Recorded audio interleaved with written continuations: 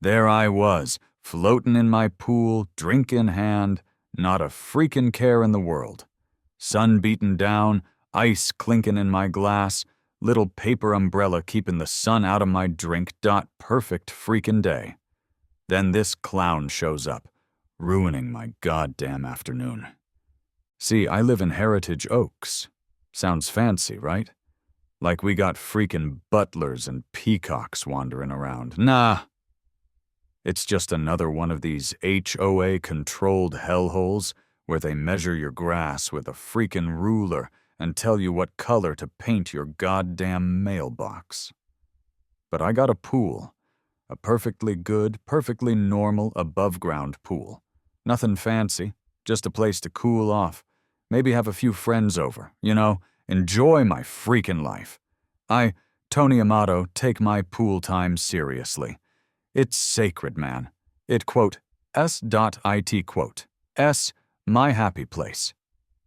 So, there I am, floating like a goddamn otter, when this guy shows up. Skinny dude, khaki shorts, polo shirt tucked in so tight he probably couldn't breathe. Clipboard. You know the type. Mr. Amato? He says, his voice all pinched and nasally like he's smelling something rotten. Yeah, that's me, I say, squinting at him. Can I help you? I ain't moving from my floaty. I'm Mr. Prissypants, he says, like I'm supposed to be impressed, from the Heritage Oaks Homeowners Association. He holds up the clipboard like it's the freaking 10 Commandments. We've had some .complaints. Complaints. About what? My impeccable tan? My superior flotation skills? About your dot pool, he says, looking at my pool like it's a goddamn biohazard. I look at my pool. It's a pool. Blue water. A little inflatable flamingo floating around. What about it? It, quote, S.incompatible, he says, like he's choking on the word, with the historical character of Heritage Oaks. I almost choked on my drink. Historical character? This place was built in like 1995. What freaking historical character? We got vinyl siding and drive-through Starbucks? And my pool is the problem? I also point out the other pools in the neighborhood. Prissypants just adjusts his glasses, looks down his nose at me. The Architectural Review Committee has deemed your pool unharmonious, disruptive. And frankly, Mr. Amato, it's just too loud. Too loud? It's a freaking pool. People splash, kids laugh. It's called summer, pal. I was about to unleash a full-blown pool noodle-wielding rant, but he cuts me off. You'll be receiving a formal notice, he says, all smug and self-important. You'll have 30 days to address the issue. And then he just walks away, leaving me there, floating in my unharmonious pool, ready to freaking explode. Of course they send me a freaking letter, like I need more paperwork in my life. This thing says I gotta fill in my pool, fill it in. Like it's a goddamn pothole. These people are insane. So I did what any reasonable, red-blooded American would do when faced with HOA tyranny. I went to a freaking meeting. The Heritage Oaks Community Center. Beige walls, beige carpet, beige everything. It's like they sucked all the color out of the world and put it in this one freaking room. And the board? Oh, the board. A bunch of Stepford wives and retired accountants, all looking like they haven't smiled since the freaking Reagan administration. And then there's her, Thelma Thistlewick, president of the HOA, queen of the freaking Karens. This woman she quotes like a Disney villain, only instead of poison apples, she uses bylaws. She's got this whole historical preservation thing going on, right? Like, Heritage Oaks is some kind of freaking colonial village. Lady, we got a Costco down the street. We ain't exactly Williamsburg. Mr. Amato, Thelma says, her voice all icy and condescending.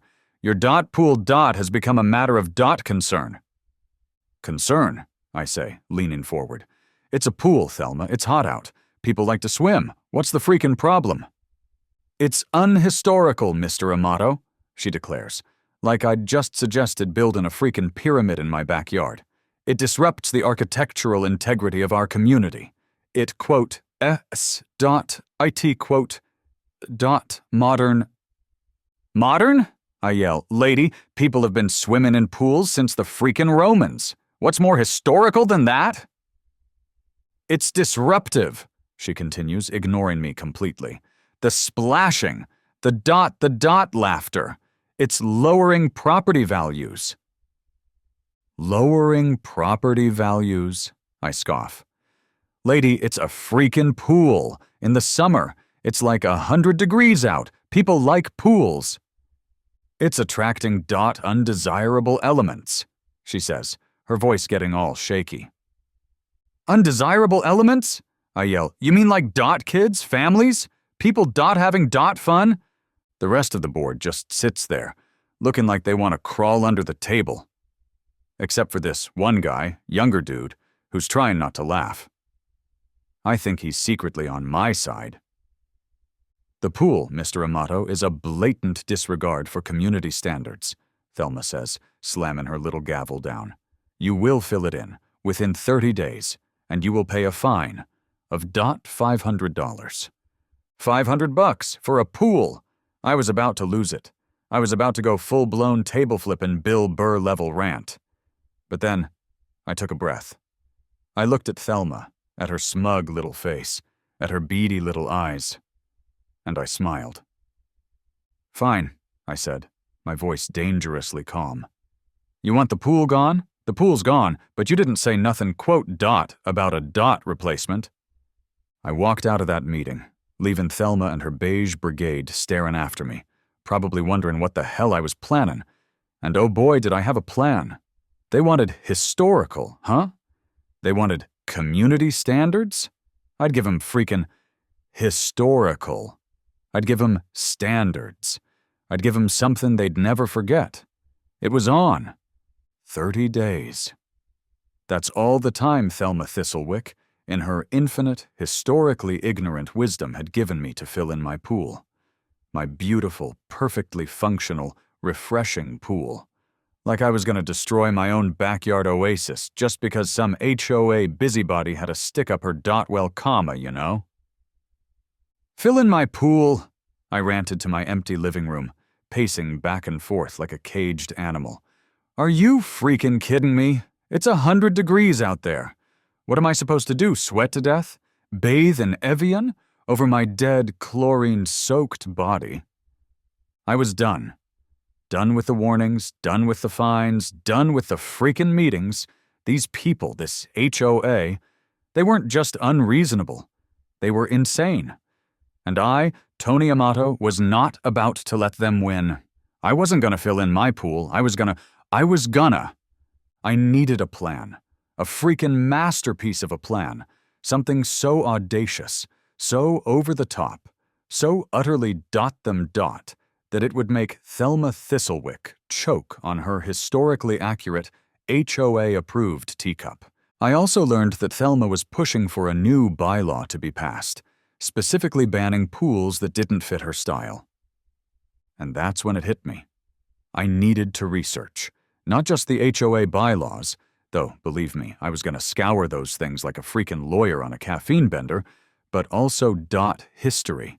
Yeah, history. Because if Thelma wanted to play the historical character card, I was going to play it right back at her, only bigger and louder, and with a lot more marble. Or, faux marble. I wasn't made of money. The HOA bylaws. My usual source of torment became my comma, not my friend, exactly. More like my conspirator. I went through that thing with a fine-tooth comb, highlighting, annotating, looking for any loophole, any ambiguity, any freaking crack in their armor. And then eureka! I found it, buried deep in the section on architectural guidelines and exterior modifications. Of course, there was the usual crap about maintaining the historical character of heritage oaks, blah, blah, blah. But then, a glimmer of hope. A vague exception for historical replicas, and Structures of cultural significance. As long as they met certain basic safety and get this drainage requirements, they were permitted. And digging further, focusing on Thelma's comments about my pool being too modern.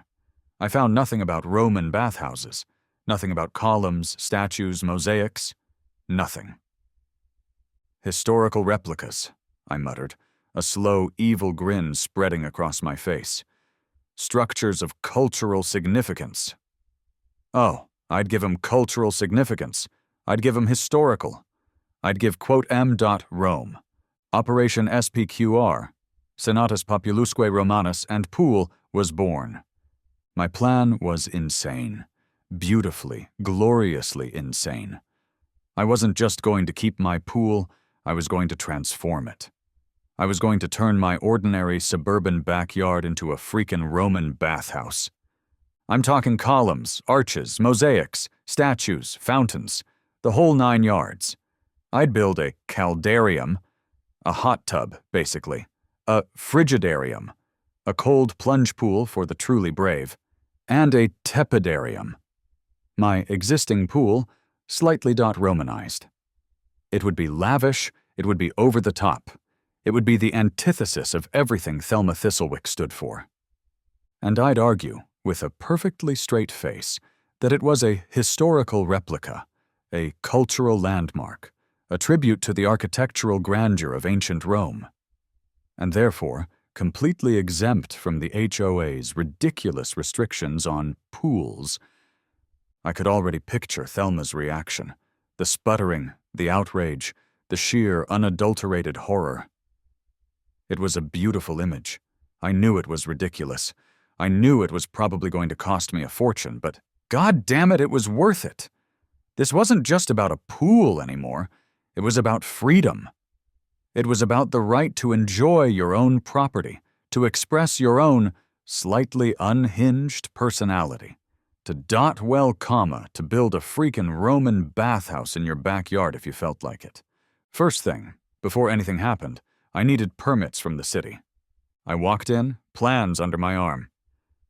I'd like to apply for a permit to build a historical recreation, I said, trying to keep a straight face. The clerk, a young woman with bright pink hair and multiple piercings, raised an eyebrow. Historical recreation? Of what, exactly?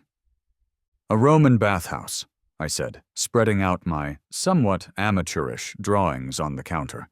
She stared at the drawings, then at me, then back at the drawings. You, serious? Dead serious, I said. It's for educational purposes and stress relief. Surprisingly, after a few phone calls, a lot of confused looks, and a surprisingly thorough inspection of my plans, I walked out with the necessary permits. Turns out, as long as my historical replica met all the safety and building codes, there was nothing stopping me from building a Roman bathhouse in my backyard. Score one for the good guys. Next step, finding a contractor who was both skilled enough and crazy enough to take on this project. I found him in the form of a guy named you guessed it, Bob. Seriously, what is it with me and contractors named Bob? Bob's company, Aqua Creations, specialized in custom pool design and landscaping. So, let me get this straight, Bob said, looking over my sketches and the blueprints I'd managed to cobble together. You want to turn your pool into a Roman bathhouse? Like with columns and statues and a vomitorium? Not a real vomitorium, Bob, I said quickly. Just a decorative one. For the aesthetic. And yes, columns, lots of columns, and mosaics, and fountains, and basically. I want it to look like a Roman emperor decided to build a spa in my backyard. Bob stared at me for a moment. Then he started to laugh. A deep, booming laugh that shook his entire body. You're freaking nuts, man, he said, wiping a tear from his eye. I love it. This is going to be the most insane project I've ever worked on. But why? Let's just say, I said with a grin, I have a little disagreement with my HOA, and this is my way of resolving IT. You, sir, win the award. Let's build a goddamn Roman bath. And so, construction began. Trucks arrived, carrying tons of concrete, marble veneer anyway, and enough columns to build a small temple. Workers swarmed over my backyard, tearing up the existing patio, excavating for the new features, and generally transforming my ordinary suburban landscape into a scene from ancient Rome. The noise was deafening, the dust was pervasive, and the spectacle was magnificent. I watched with a growing sense of satisfaction as my vision slowly took shape. The existing pool was expanded and reshaped, becoming the tepidarium. A smaller, deeper pool was added, becoming the frigidarium.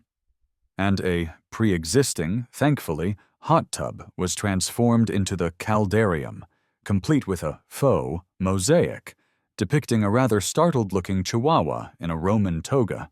We added columns, arches, and decorative balustrades, creating a somewhat authentic Roman feel. We installed fountains with water cascading down sculpted plastic lion heads. We even built a small, purely decorative vomitorium, a recessed area near the caldarium, complete with a fake drain and a sign that read, "Vomitorium, for decorative purposes only." The neighbors, as expected, were speechless. They'd gather on their lawns, staring at the unfolding construction with a mixture of shock, amusement, disbelief, and the now familiar question, has he completely lost his mind?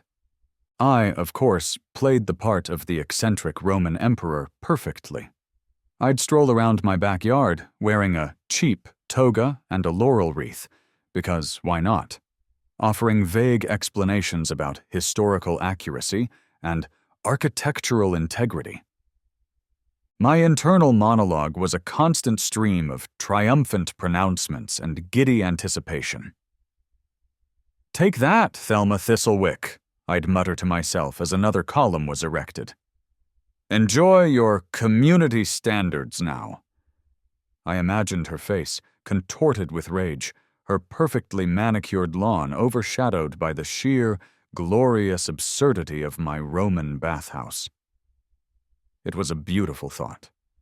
There was, of course, a brief visit from an HOA representative. Not Thelma, thankfully. She was probably still recovering from the initial shock of seeing the construction trucks arrive. "Mr. Amato?" he said, looking nervously at the rapidly expanding Roman complex, his voice a mixture of confusion and apprehension. "We've received some concerns about this project." "Concerns?" I repeated, feigning innocence. "What kind of concerns?" "Well," he said, stammering slightly, it rather elaborate, and unconventional. "It's a historical replica, Mr. Prissypants," I corrected with a perfectly straight face. "A tribute to ancient Roman architecture, a water feature. And, as you can see," I added, pulling out a copy of my building permits and the relevant HOA bylaws, both of which I now carried with me at all times, "it's perfectly compliant. All permits approved, all regulations followed. No unsightly water storage containers here, just pure Roman splendor." He looked at the documents, then at the bathhouse, then back at me.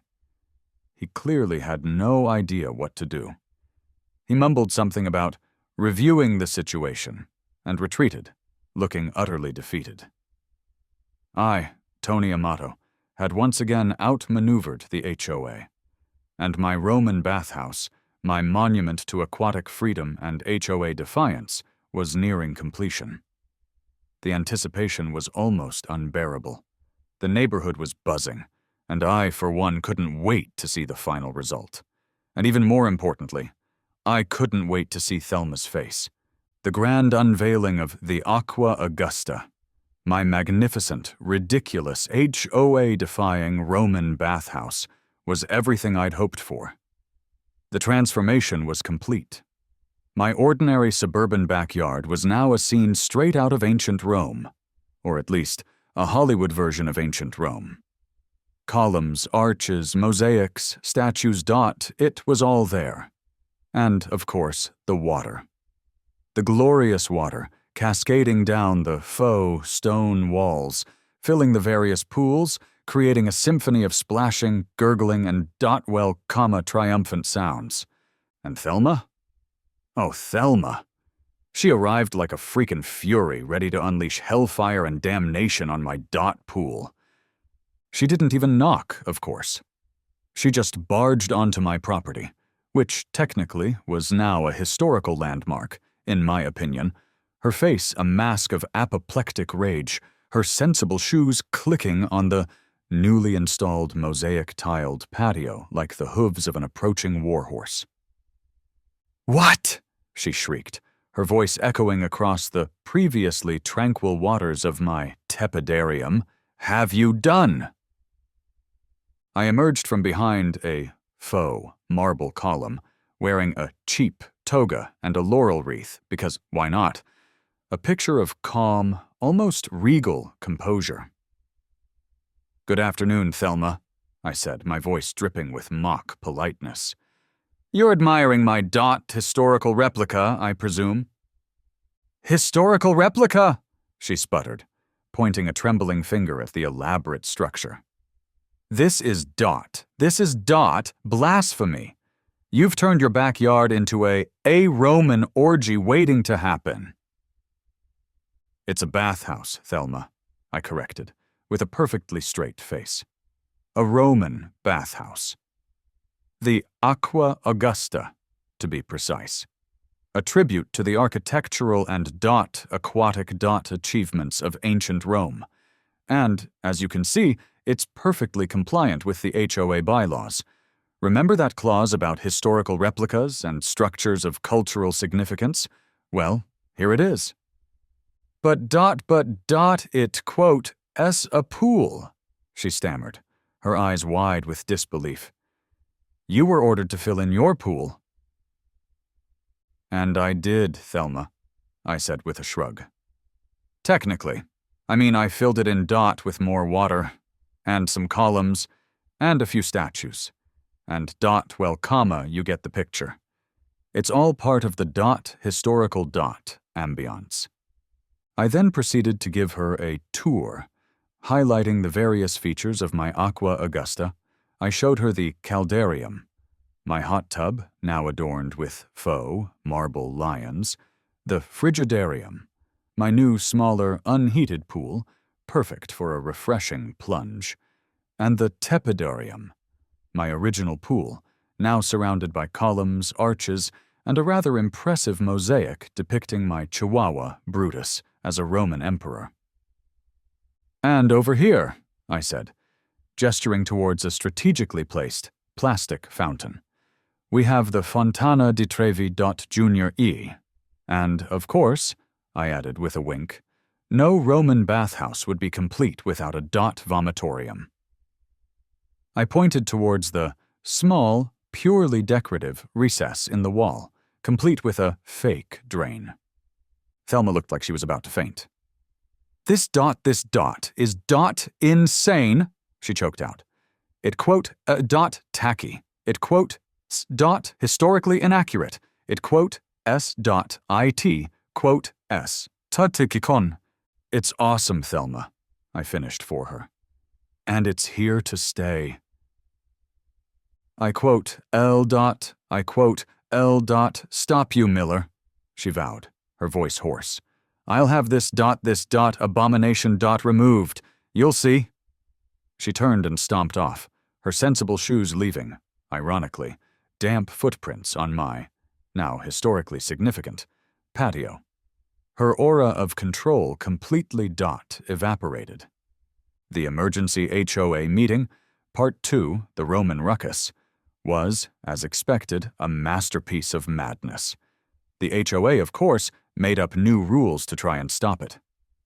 Thelma, looking like she'd just wrestled a hydra and lost, presented her case with the intensity of a gladiator facing a lion. This dot, Aqua Augusta," she declared, her voice shaking with emotion, "is an affront to everything Heritage Oaks stands for. It's a safety hazard. It's an eyesore. It, quote, promoting public nudity."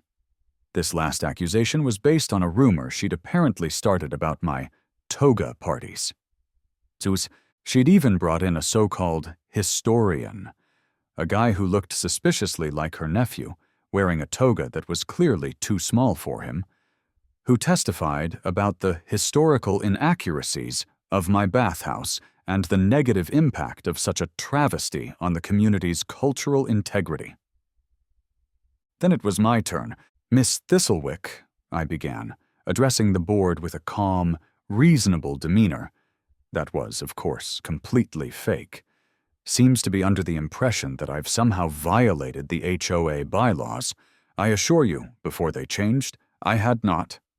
I presented my defense, meticulously and methodically. I cited the previous bylaws, the ones in effect when I'd started my project, highlighting the fact that there were no restrictions on historical replicas or water features. I argued that my Aqua Augusta was a legitimate, if somewhat enthusiastic, attempt to create a cultural landmark, and that it was, in fact, enhancing the neighborhood's previously non-existent historical character. I presented evidence of the project's compliance with all building codes and safety regulations. I even brought in a real architect, a friend of Bob's, the contractor, to testify about the structural integrity of the bathhouse and its surprisingly eco-friendly design. And, just for good measure, I'd invited a few of my neighbors to speak in support of the project. They talked about the beauty of the bathhouse, the calming sound of the water, and the, surprisingly popular, toga parties I'd been hosting. The other board members were, to put it mildly, divided. Some were clearly still loyal to Thelma, but their support was rapidly crumbling. Others looked confused, overwhelmed by the sheer absurdity of the situation, and a few, I suspected, were secretly wanting to try out the caldarium. Then, a woman from the back of the room stood up. She was a local history teacher, a resident of Heritage Oaks I'd met during the construction. "I have to disagree with Miss Thistlewick," she said, her voice clear and strong. "I think Mr. Amato, quote, S.bathhouse. Is actually quite remarkable. While it's certainly not a perfect replica of a Roman bath, it does capture the spirit of ancient Roman architecture. And frankly," she added with a smile, "it's a lot more interesting than another beige house. It might even inspire some of our students to learn more about Roman history." That was the final blow. The board, facing a potential lawsuit, a public relations nightmare, and the undeniable evidence of my bathhouse's somewhat historical and, definitely, comedic value, voted to do nothing. They couldn't retroactively enforce the rule. The meeting ended in chaos, with Thelma screaming about the decline of Western civilization and the rise of the toga-wearing barbarians, and me, Tony Amato, the accidental Roman emperor, walking out with a smug, but well-deserved, I thought, smile on my face. But Thelma, like a particularly persistent and chlorine-resistant algae bloom, wasn't about to give up. What followed was a period of escalating absurdity that I can only describe as the bathhouse battles. Thelma, obsessed with getting rid of my Aqua Augusta, or at the very least making my life miserable, tried every tactic she could think of. She filed complaints with the city, claiming it was a zoning violation, a safety hazard, and a public nuisance. The city inspectors came, they inspected, and they found nothing. My bathhouse was perfectly legal. She tried to organize a neighborhood petition to have it removed. She went door to door, armed with her clipboard and her "think of the children" speech, trying to convince people that my bathhouse was a threat to their property values and their moral well-being. The petition failed miserably. Most people either politely declined to sign or slammed the door in her face. Some even offered to help me maintain the bathhouse in exchange for an invitation to my next toga party. She even, I suspect, attempted some minor acts of sabotage. I found a few, easily removed, "Keep Heritage Oaks Historical and Dry" signs stuck in the ground near the frigidarium. And one morning, I woke up to find the caldarium mysteriously filled with rubber ducks. Apparently, she was hoping to, I don't know, make it look childish? Her logic was, as always, questionable. Of course, I had security cameras everywhere, capturing her every move. And I, of course, responded in kind. Not with vandalism, oh no. I was above that. I responded with enhancements. I added Roman statues to the bathhouse complex.